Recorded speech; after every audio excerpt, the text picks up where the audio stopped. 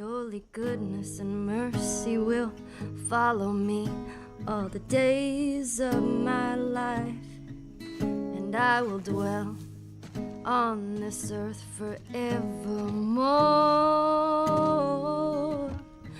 Said I walk beside the still waters and they restore my soul, but I can't walk on the path of the right because I'm wrong.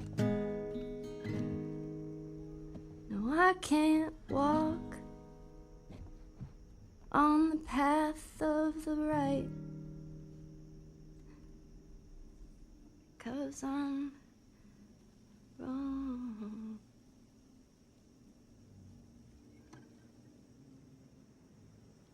What are you doing, kiddo? You really gonna go through with this?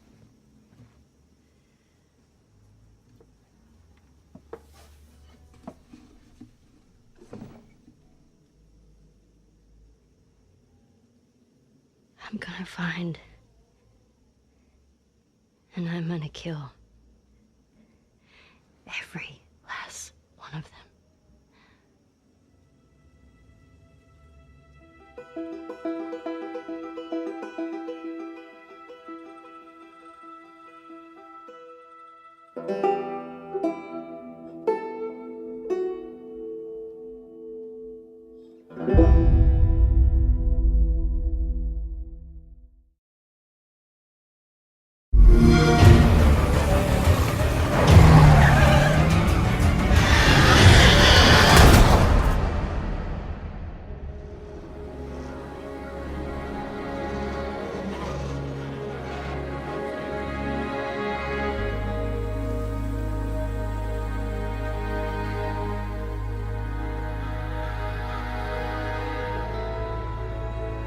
What would you do if the world you knew was gone? All the comforts, the simple pleasures you took for granted. How would you protect yourself and the ones you love when the protectors can't even save themselves?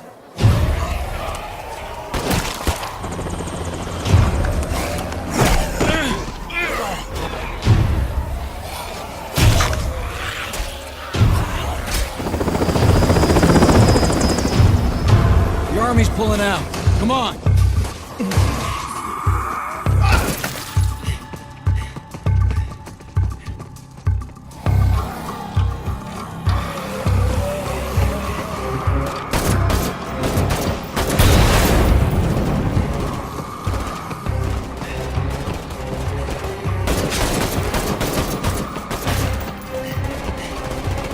Last truck. Get in.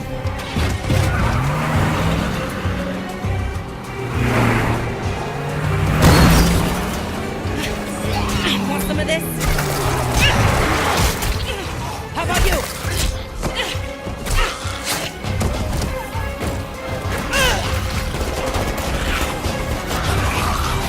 How will you decide who belongs? Thanks. I owe you.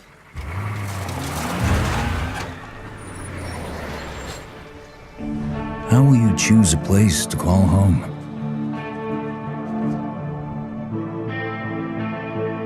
How will you build it?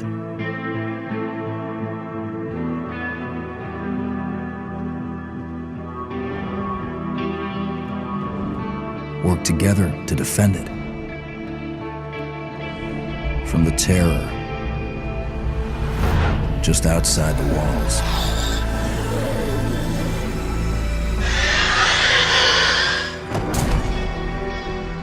When you get hungry, cold, what risks will you take? What mistakes will you make? When the only family you've got is about to tear itself apart, will you end a life? Wait. Or save it?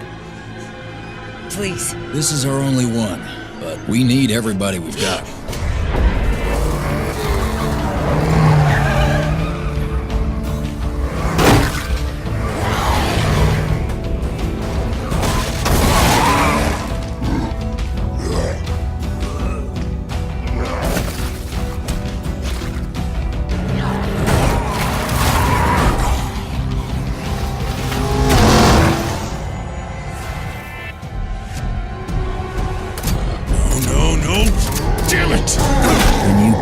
too deep and realize no one gets a second chance.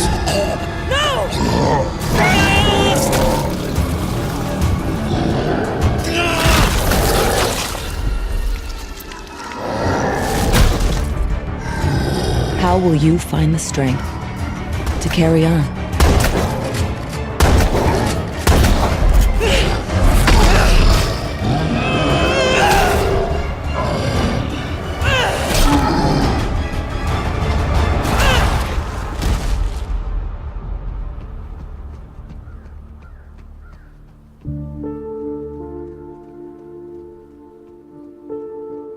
In this world of the living and the dead, how will you survive?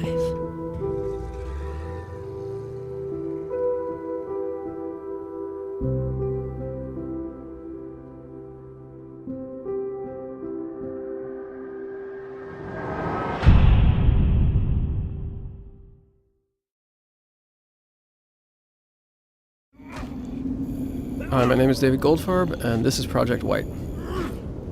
Project White is set in an alternate history of the early Viking era.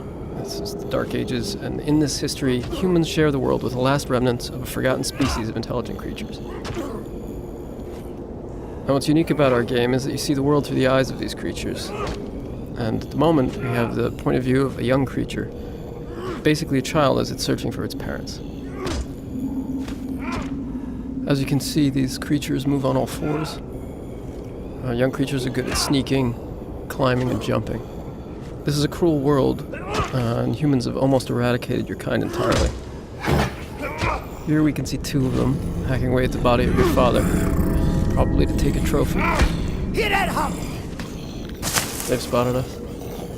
We need to get away. And while a child, you can easily be killed, even by the weakest humans.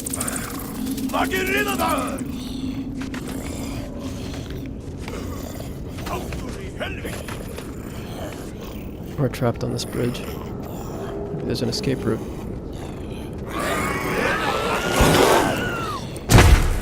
Okay, I think we're safe. As you move around the caves and tunnels that these creatures inhabit, you'll see what humans have done to your kind over the years. Sneak to safety. Now, one of the things about being a young creature is that you can crawl into spaces that no human could follow.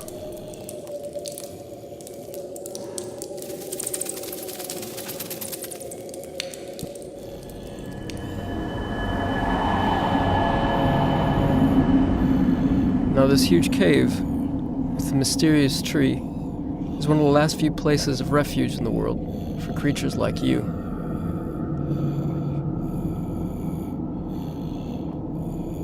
So that's the world through the eyes of a young creature, running away from even the weakest human.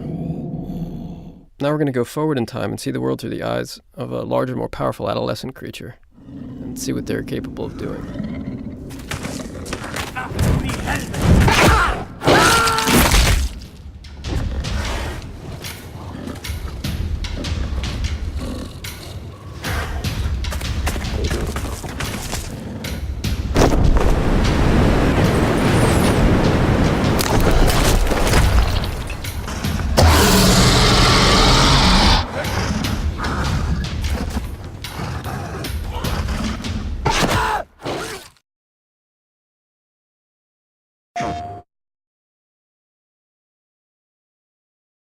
Hello, I'm John Garvin, the writer and director, and I'm here with... Sam Witwer. I play Deacon St. John in Days Gone. Yeah, and we're here to talk about the alternate path demo. So we did 2 demos for E3 this year. One you guys saw at the media showcase, and this one we showed behind closed doors on the floor at E3. And so for the first time, we're releasing it online so that everybody can kind of take a look at it. And I thought I'd just talk a little bit about, what the differences are, and just kind of just show you what we were trying to accomplish this year. Yeah, I mean, the most obvious difference so far is the last one was nighttime during the rain, and this is daytime during the snow. Yeah, and it's not just cosmetic, and I think that's one of the things we really wanted to emphasize, because this time we're showing sort of a day in the life of Deacon. You see he's on the drifter bike here.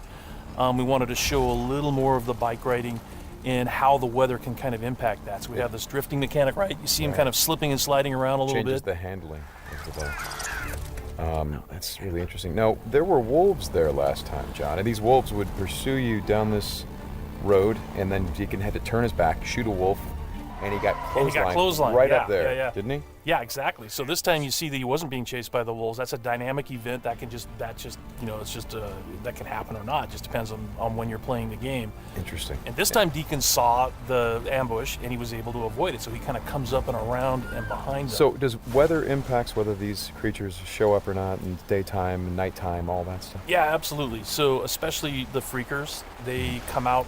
They're mostly nocturnal, but they will come out as the weather gets colder. They become stronger in the cold. Right. And so that will, again, kind of change up the way the game plays. That's very, very... I kind of love that you decided to do this as a demo to show two completely different iterations on the same exact mission in the game. Yes, exactly. So we wanted to have, the job is basically the same. Deacon hears that his buddy's in trouble, rides out to save his life. And, as you can see here, this is a completely different experience from what we showed in the first demo. In the first one, Deacon gets clotheslined, and it sounded very painful, by the way. Speaking of painful, okay, so the combat in this game is fairly brutal.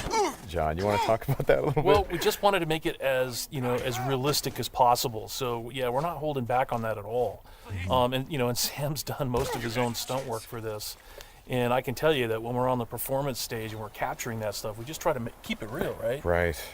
Well, right. There was sort of a decision made at some point. I've been on the project for 2 or 3 years now. Yeah, I think 3 years. And so early on, I think there was a more, what were we?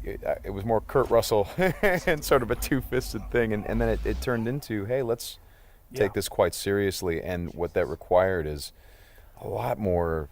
Taking this combat stuff and showing the horror of the violence that happens and it were this type of circumstance to take place. I mean, realism, weirdly enough, is the thing we keep going back to when it comes to not just the stunts, but also the performance style. I think, it was very important that it doesn't seem like a bunch of actors, saying lines. It was all very incidental.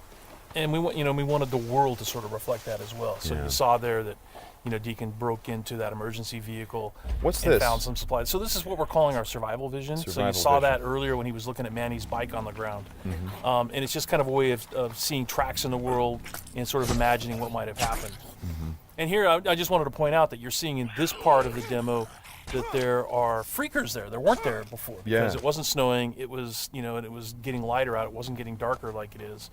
And so, it changes up the way you can play through the level. And what is this? We call this the meat wall. The meat wall. Yeah, and it's not just there, to make the guys who put them up to seem evil. They're there for a purpose because, again, freakers are living creatures. They eat. That's their primary thing. They want to eat.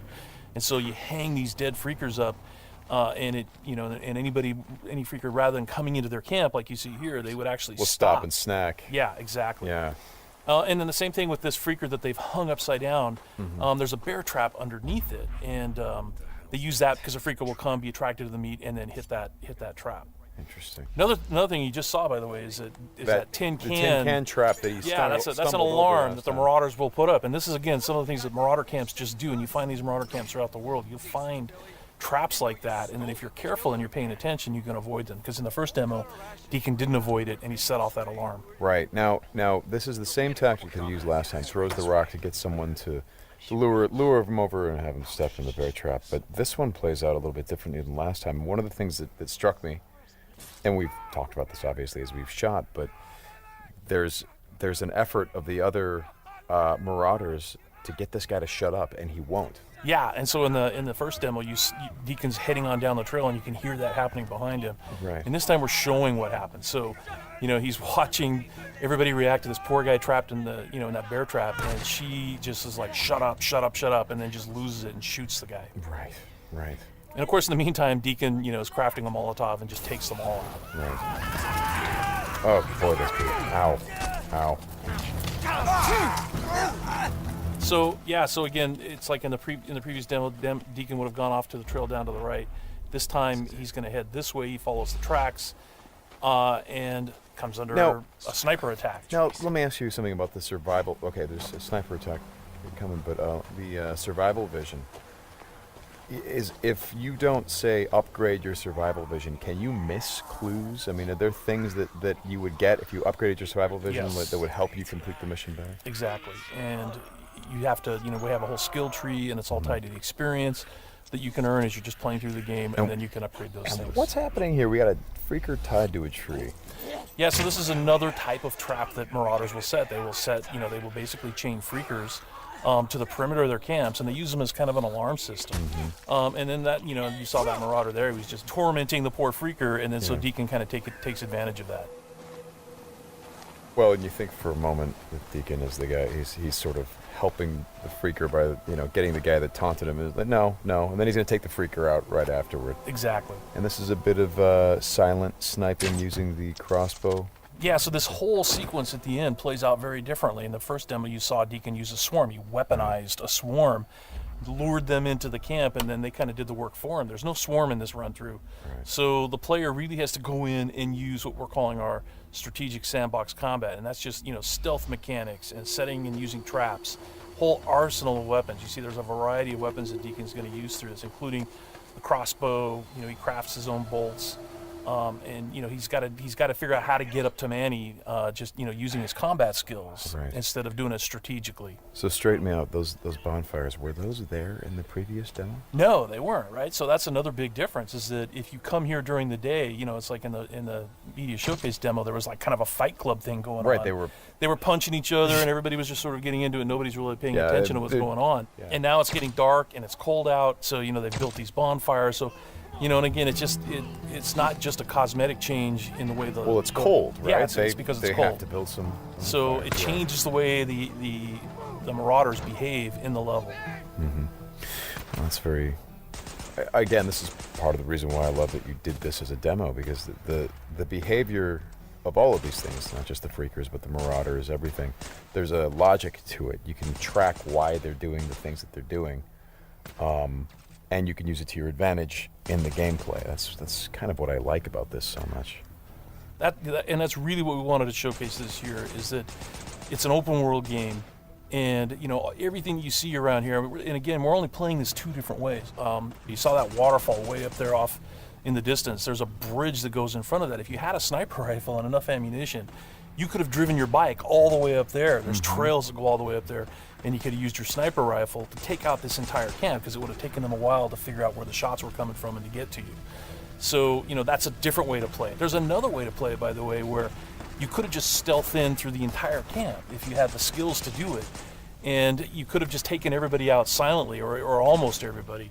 And then you could have gotten up to where Manny's being held using a different route, and just stealth killed that guy. There's no reason that you have to come in and run and gun it like Deacon is doing here. Hey, how scarce is ammunition? Because I see him switching from a bunch of weapons, and when we saw this demo, when I came in and saw it at E3, one of the things that I really enjoyed was I was sitting next to you, and the driver was playing the game, and at some point I saw you shift in your chair and you leaned forward, and I heard you say, "Oh man, uh-oh." And I'm like, whoa, what's going on? He's like, he's going to get killed. I'm like, whoa, oh. And I leaned forward. I was like, oh, I guess there's some real danger. And one of the things was that he was running out of ammunition. And he was trying to go pick up ammo from the dead he was looking for ammo, Marauders. But he was under fire. So when we were at E3, we had a whole team with us, and everybody played it slightly differently. So it just shows you that it's not scripted at all. Yeah. And then this Rager Bear. Oh, yeah, boy. The infected bear. The infected bear. That's... Yeah. That's not what you want to see. Well, we thought that would be a good way to end the demo, is to show that it's just one, for Deacon's life. It's just one darn thing after another. Yeah. Right? You're going to save your buddy. You get clotheslined. You get attacked by wolves, or you think you're finally done. You rescued you've gone through all this stuff, and then suddenly, Rager Bear. Right. Well, as you said to me, it's not just about exploring an open world, as it is the open world coming after you, the open world seeking you out, trying to... Yeah, exactly. That's our tagline. In Days Gone, you don't have to go seeking out trouble. The world comes for you. Trouble's looking for you. All right, Sam, thanks a lot. Thanks, John. It's been fun. And I hope you guys enjoy the demo, and we'll talk more about it soon.